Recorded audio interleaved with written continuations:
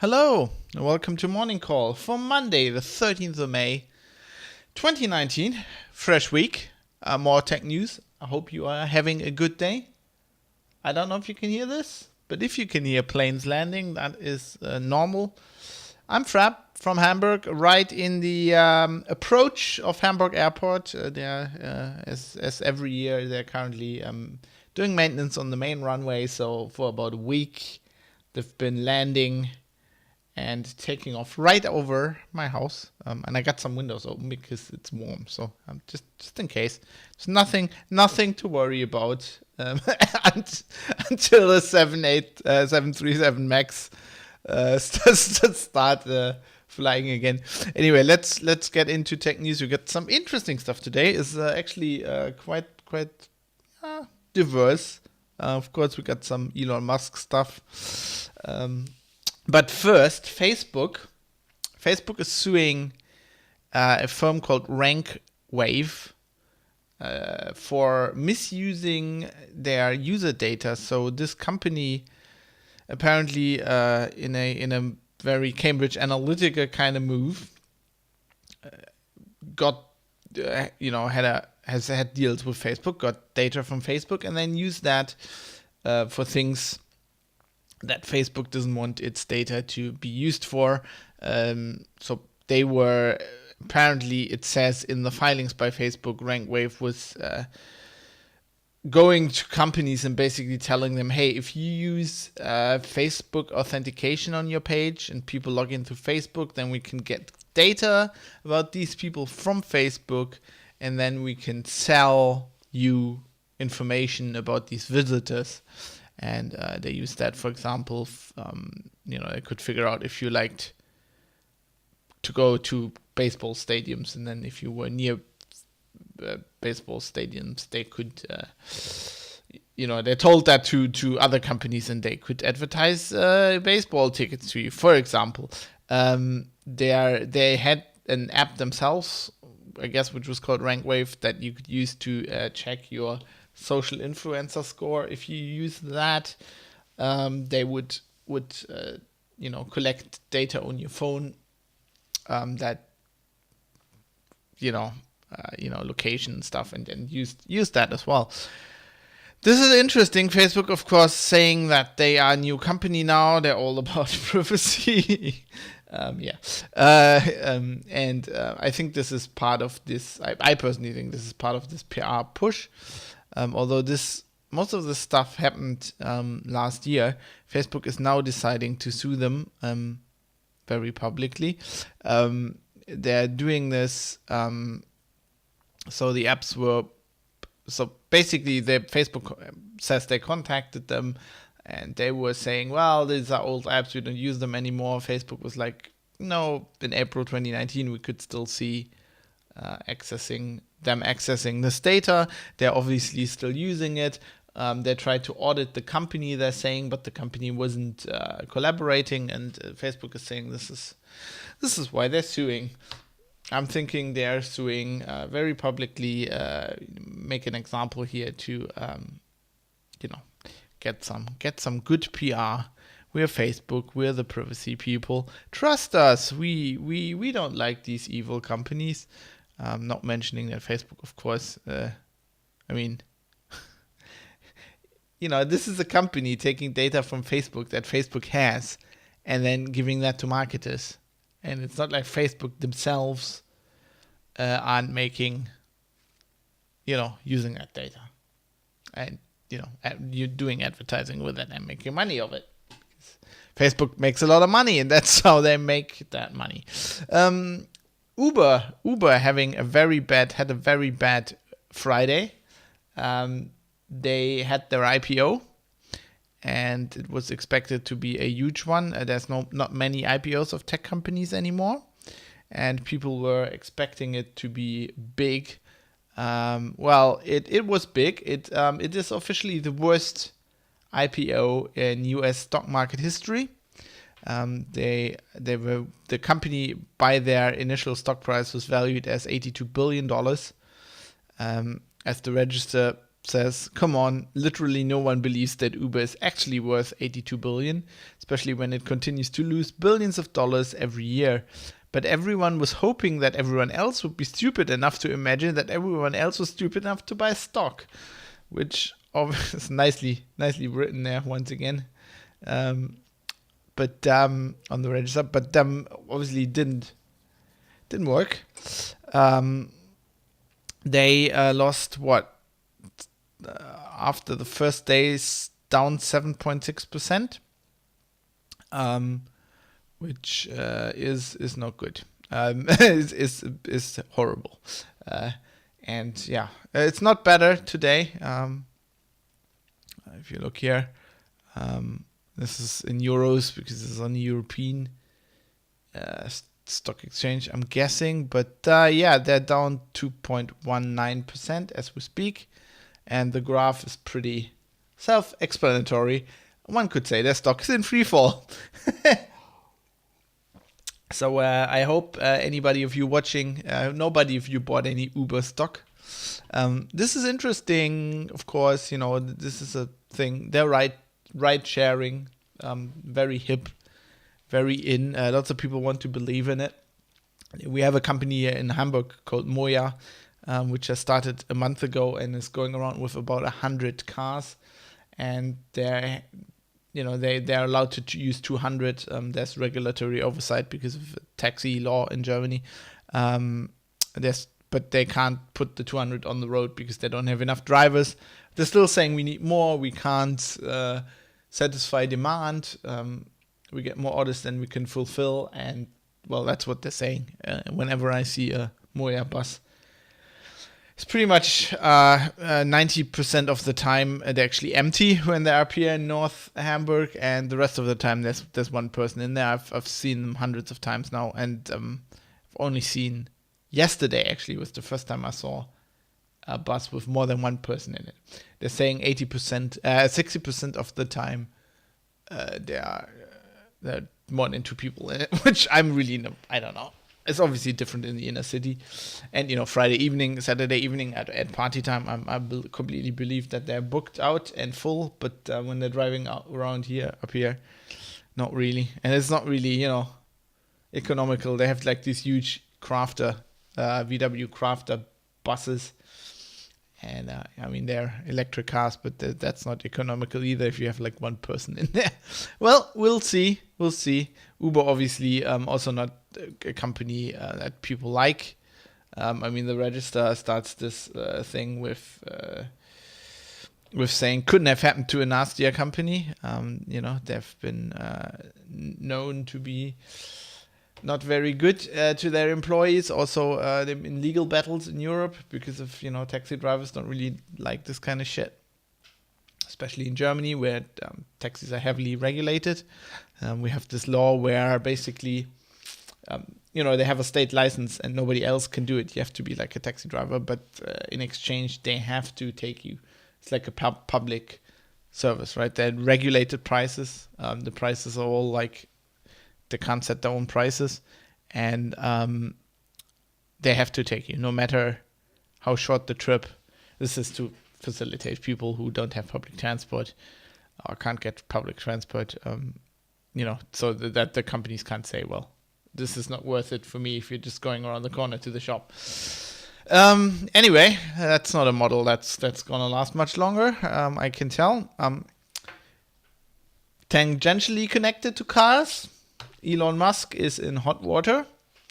You might remember he called a British cave diver, quote, pedo guy.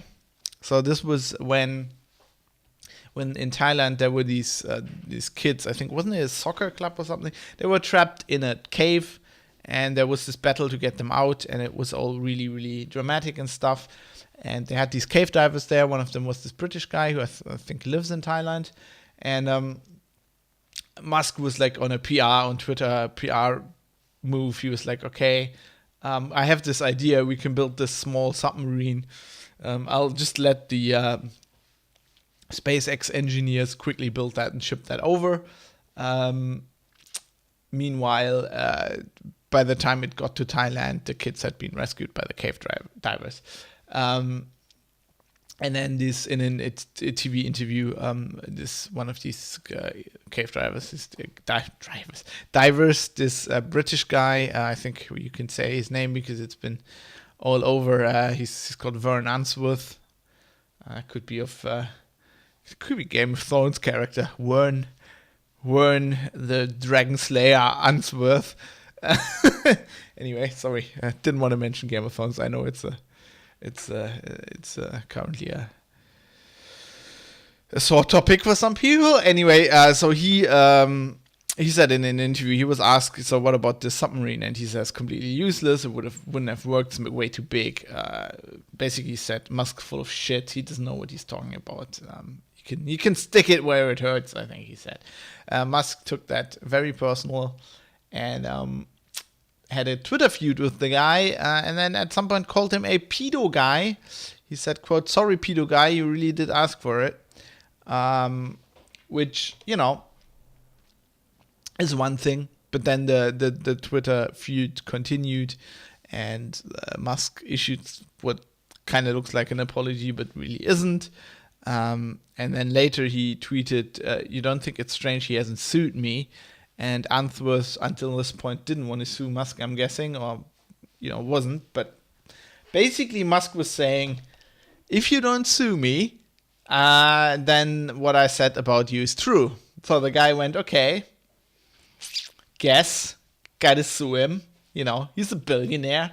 It's if you have even tangentially a case against like a billionaire, getting a lawyer to execute that is, I don't think, very hard. I think they can smell. I mean, there's potentially a lot of money to be made here. They gotta find Musk a lot of money, I guess, for it to hurt. And lawyers kind of like that. So yeah, he is suing now. And there was also this thing where like Musk, like he said, quote, off the record, went to a BuzzFeed reporter and fed him some, I guess, rumors. So he's been saying, quote, Unsworth wrote an email to this BuzzFeed guy, has been traveling to or living in Thailand for 30 to 40 years. He said he moved to Chiang Rai for a child bride who was about 12 years old at the time, and described Unsworth as a, quote, child rapist. Suggested that Ryan Max, the BuzzFeed reporter, call people in Thailand and find out what's actually going on. And then also he said, I fucking hope he sues me. Now, Musk labeled this email off the record, but that's not how it works. You can't just go to a journalist, give him information, and tell him it's off the record. Usually, usually you have a conversation beforehand, right, with the journalist, and being a journalist myself, you would then agree to not quote this information. The BuzzFeed guy was kind of like, well, this is a bit of an unsolicited email. I didn't really agree to off the record, and he published the email. It was a good story. I guess a bit of a dick move towards Elon Musk, but then on the other hand, I mean, I can completely understand.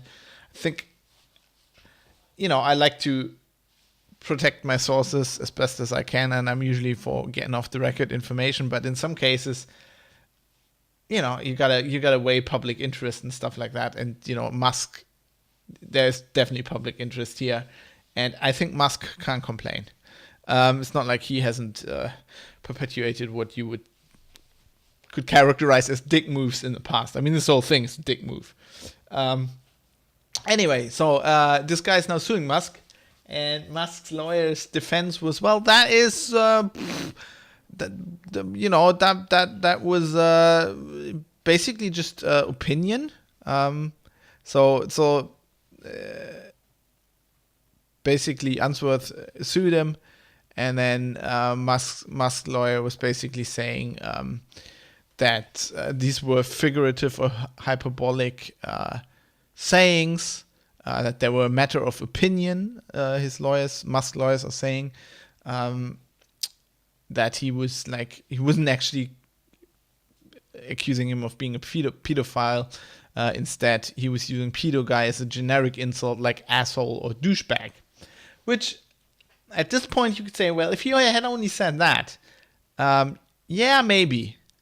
Although calling somebody a pedophile usually isn't an opinion. But I can kind of get where Musk's coming from. Having had heated discussions on Twitter myself, I can see that if it would have been only that one time, I'd actually be with Musk on this. I'd saying, well, yeah, maybe, okay, this isn't generally opinion, but it was Twitter. And it was a heated debate. And the guy basically, the diver started it. He basically called out Musk and said he can stick it where it hurts. I don't blame Musk for firing back. But the thing is, what the judge then says, Judge Wilson found these arguments unconvincing, as he explained in Friday's ruling. The initial pedo guy tweet might have been read as hyperbolic insult, Wilson wrote, but Musk's subsequent comments belie that interpretation. Musk's tweet that he... Oh, I didn't mention this. He bet you a signed dollar it's true. He answered, he wrote that in response to his original tweet. Reads like Musk is taking the accusation literally, as does his tweet about wondering why Unsworth hasn't sued him. Yeah, that one was really bad. I mean, that's just calling for it. That at that point can't be on Musk's side anymore, I think. Perhaps most problematic in Wilson's view was Musk's email to BuzzFeed. This email didn't just use vague language like pedo guy. It offered a number of concrete and falsifiable factual assertions that Unsworth had traveled to Thailand for 30 to 40 years, that he had frequented locations known for sex trafficking, and that he had married a 12-year-old girl. I mean, calling a British guy who travels to Thailand pedo might be just a generic insult, if it's an old white man, that you can see that, but just the rest is just not excusable, I think. Also, I mean, I think what really belies Musk here is that email to BuzzFeed. I think he was thinking he was going to get away with that. And that's kind of like the backroom stuff that happens. And when I think that's really good that reporter actually made that public. And that must have been a scary decision, right? You're like this BuzzFeed reporter, and you're basically picking a fight with Elon Musk, who's a billionaire, which is a scary thing, especially when Musk has a record of, we had that other story where he paid like investigators and and you have that Jeff Bezos shit where he's going after people. The Ingolf says, as a Bavarian politician, you can call out a green politician, a green politician a pedophile and get away with it. Yeah, well, I don't know what case you're referring to, but as a Bavarian, especially if you're a conservative politician, you get away with a lot of shit, which is a problem. Then also, there is the distinct possibility that, like, if you call somebody a pedophile who is actually a pedophile, you can get away with that. That's what the judge is saying, basically, in this case. So Musk can now prove that he's right. If he proves that, if he has proof or has, it doesn't even have to be proof, I think. Basically, if he has reasonable, reasonable oh God, what? I'm thinking of a German name, and it's like a German word. It's completely blocking my brain. I have to look this up now. Not evidence, no. I don't know. If he has like reasonable leads or something, reason to believe, and it's like, it doesn't even have to be like waterproof. I mean, he can just show that, okay, this is why I thought this and I knew this kind of stuff. But I'm guessing Musk doesn't have that. So as Ars Technica says on this year, this might be an uphill battle for Musk's lawyers once this trial starts in October. So I'll keep you updated on that. I think that's interesting. Elon Musk getting in trouble, always good for. So also he's just like such a fucking smug bastard, really. It's just like nobody's rooting for you, man. The Register with a story about GitHub. GitHub going. You might have read this if you're a techie. It's been around the web for the weekend. It's a big story. GitHub is introducing their own package registry. As the register says, NPM today stands for Now Paging Microsoft. GitHub just launched its own software registry, and this is basically package management repository that ties into the normal package managers, but the packages are hosted at GitHub by GitHub, and it's right now it's for npm, Docker, Maven, NuGet, and Ruby gems. The Ingolf says Dobrindt called Cohn-Bendit a sick pedophile. Well, Dobrindt, yeah. Does that surprise us? Dobrindt is I would call him an idiot. I think if he sues me, I'm just gonna do a day's worth of research, and then I'll have a file like this that I'll just bring to the court proceedings. Like, okay, let me explain to you why I called him an idiot. There's this stuff he said about the internet when he was in charge of broadband build out. Anyway, so this. I mean, I can understand why they're doing this, and NPM especially been in trouble recently for just laying off people that try to unionize. But before that, NPM is just like, they had outages. They had this thing where they have this really shitty package structure where everything's, it makes sense, but like everything's built on everything else. And then if you pull like one of the bottommost layers out, everything fucking collapses. And there was this story where like this guy had it was like a software thing that it's just like a package that tells you. It was ridiculous. It's like a check if this number is 0 or something, and it was used in everything. And like for I think a copyright dispute or something, he pulled that package, and then like 80% of all the packages on NPM or something like that stopped working. It was rather ridiculous. Docker had its own problems, especially with. Docker has a lot of problems with just basically the same thing, like package inheritance, like dependencies and stuff. Just security updates not propagating through that, and then just not being pushed to packages and stuff like that. They had malware in the repository once in a blue moon, and don't know about Maven, NuGet, and Ruby gems, but I can see with Docker and NPM, I can see what they're doing. As the register says, basically it says an upside and a downside. The upside being this, GitHub's Microsoft, and they're in a good position to just have a good infrastructure that is dependable. They're also good at security. Microsoft's good at security. They probably know how to check packages for malware. Downside is Microsoft is on a move to basically, I don't know if this is the new embrace, extinguish. I don't know if there's an extinguish at the end, but I think they basically want to get all of open source. They bought GitHub. Now they're putting Linux in Windows in such a way that you might at some point don't even have to use Linux anymore for a lot of things, especially software development. It's just, it seems, I don't know. We have to, it seems like a good thing, but we also have to keep an eye they're basically saying you can use this. You don't have to use this. You can put your packages on there. You can still use the other package managers, but you could also say, I just want to use GitHub's packages in my thing because they are more secure. Yeah, so you know that this is going on, but just keep an eye open for Microsoft assimilating everything. Okay, we've seen stuff like this before in the 90s, and I can tell you it wasn't pretty. So just keep an eye open. Of course, some DSGVO news, or GDPR, as the English name is for the European Data Protection Regulation, something or other. Of course, when that came in last year, there was a huge fright that GDPR would cause lots of lawsuits and lots of fines, especially in Germany, because we are a very regulatory happy country.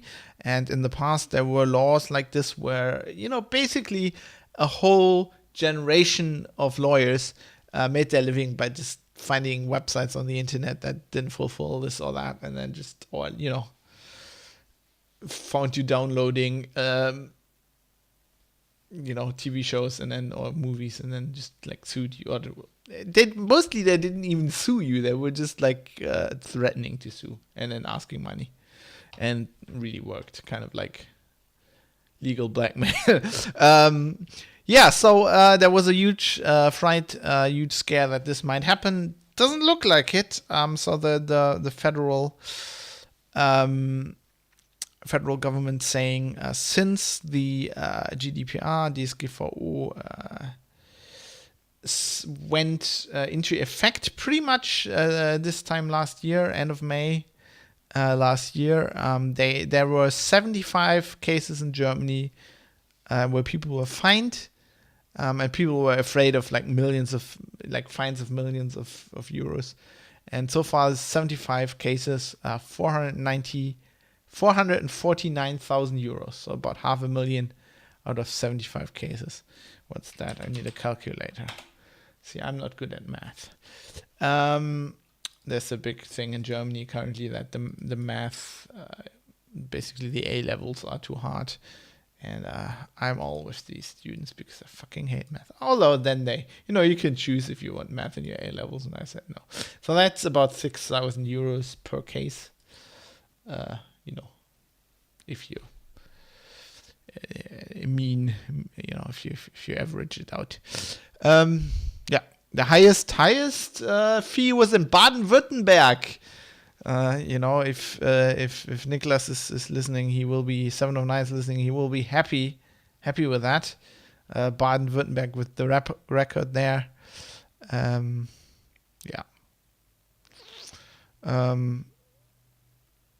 doesn't say how high that was. Oh no, this was actually. Oh no, that was So the Baden-Württemberg case was medical data. Although that's weird because that must have gotten a much bigger... with medical data, there's actually legislation that is much scarier than the GDPR, especially in Germany. I mean, there've been laws that have been there for years that have much higher fees. So maybe they got sued twice. So Baden-Württemberg's making the most money. 7 cases, 203,000 euros. Hamburg, 2 cases, 25,000 euros. Gotta be careful. Hamburg, after all, small. It's like a city in the States. So I put GDPR stuff on my websites. I hope I'm good. Anyway, 2 more stories before I let you go. This is one more journalism story. The Intercept. So the Intercept, you might remember, is like Glenn Greenwald's website. He founded after he did all the Snowden stuff. He went independent and said, "Oh, I'm going to do this whistleblower shit," and had very high hopes. And then for a long time, they didn't publish anything interesting, and even now, it's not that big. But they are turning out to be a real disaster for their whistleblowers. There's now a third case, a third whistleblower that handed stuff to the Intercept, who is now been arrested and has been charged in the US. A court in Alexandria in Virginia has charged him. He is an ex-NSA employee, military guy, ex-NSA employee. He's looking at 50 years in prison. And basically he met a reporter. It looks like it's this reporter, Jeremy Scahill, of The Intercept, and he was at a public thing with him. I think they were even on stage together in at a talk. So Scahill was had book signings or whatever, and the whistleblower was there, and that's basically how they identified him. They basically they knew Scahill had that information, and they just thought, okay, this employee has been meeting with him. They could track that down. He I think he Googled his name from a work computer. Ooh, big mistake. Don't do that. Yeah, interesting. This is not as big as a fuck up. I mean, there's less The Intercept could have done to prevent this, except maybe using somebody for contact that isn't as public as Scahill looks like he is. I mean, there was a much bigger thing when they, that whistleblower, when she went to jail, because basically The Intercept didn't know about those micro dots that inkjet printers put on pages, and they basically put a redacted scan, but like the original document up that the whistleblower had handed to them, and so the U.S. government could figure out whose printer, where that printer was that was printed out on, and the whistleblower, she had printed this out at work, and they then could check with the printer logs who had used that printer at that time. And yeah, together, and that's now, this is the third case. I mean, this was the part of the drone papers, about the U.S. government's drone war. I think the Intercept quickly developing a reputation for not keeping their sources very secure. I'm not sure how long they can be in that business they're in with shit like this happening. Yeah, it's pretty bad. Last story. Just quickly, I talked before about Fuchsia. Horrible name. Google's operating system, which everybody thinks or thought was an alternative to Android. Using, what's the programming language again? Not Haskell. The one Kotlin, the one they want everybody to use, exactly, Kotlin, and just new stuff. And everybody was like, okay, this is Google's push to have their own thing. I mean, they bought Android from a company. They weren't developing that in-house originally, and this is a way to get away from Java, i.e. get away from Oracle, use the language Kotlin they have control over, and also get away from the GPL bits in Android. Have a completely permissively licensed open source project if they build their own kernel, and then let's say put that out under MIT license or something like that. But apparently that's not it. So according to The Verge, who did a podcast and their Vergecast at Google I/O, they had Chrome chief Hiroshi Lockheimer on. I mean, can you have more of a Silicon Valley name than that? Hiroshi Lockheimer. Pretty amazing. Who said, quote, "We're looking at what a new take on an operating system could be like. And so I know out there people are getting pretty excited saying, oh, this is the new Android. or this is the new Chrome OS, Lockheimer said. Fuchsia is not really about that. Fuchsia is about just pushing the state of the art in terms of operating systems and things that we learn from Fuchsia we can incorporate into other products. So their point is like, no, this is not the new Android. This is just our development platform. But I don't know. I think this is PR crap. I think they're trying to soothe Android development, to take away fear of people just who maybe, I don't know, saying, okay, if we can't develop, we have all this stuff in Java, and like if you can't develop on Android, like if we now have to jump to Kotlin and they're going to Fuchsia or whatever, we might as well, I don't know, if you have to learn everything, you might as well go to iOS or something, where there's a much smaller market share, but app developers are apparently making a lot more money. That could be one thing that they're trying to head off here. I'm thinking it is their goal for that to be the new Android. I don't know about the new Chrome OS. I don't really care about Chrome OS that much. I don't think it has that much success. But I mean, if you have a new operating system for a phone, you could also use it on those, tablets and netbooks or whatever. So for me, that's kind of the same thing. I don't understand why Chrome OS and Android are separate anyway. But I think they will, at some point, just come out with a new operating system, and it will obviously not be called Fuchsia because Fuchsia is a horrible name. And then they say, well, this is the thing we built with all the knowledge we got out of, this Fuchsia project or whatever. But it will be that. I mean, it's not like they're building another operating system. Operating system kernels take years and years and years to design and build and shit like that. Even if you can even manage, I mean, it's not like there's so many of these. So I'm thinking that's where they will be going. And they're definitely working on something else. I mean, you can't Google. I'm not buying it. I mean, you want to get rid, if not of the Linux kernel, which I'm pretty sure you want to.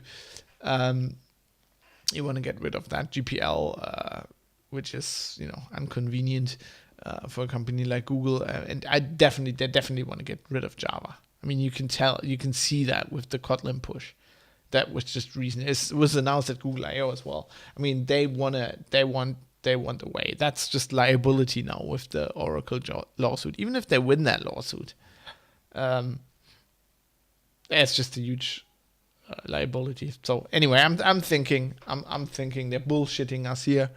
I'm thinking they will be going at some point. Of course, they will be switching to a new operating system, which is probably years off. But I don't know. It'd be interesting if Google goes to their own thing and then it's like completely like open source permissive, and then Microsoft actually switches the NT kernel out for the Linux kernel and goes like, okay, we made our peace with the GPL. This is all good as long as we can make money in the cloud. As long as it's not a GPL, we're okay with that. That would be funny, but not something that is that unlikely, I think. Anyway, that's it for me for today. I hope you're having a good start of the week. I'll be running off doing some errands now. I'll be out for much of the day, and I'll see you tomorrow with a new show and more interesting things to report. Until then, have a good day and have a good start into the week. Goodbye.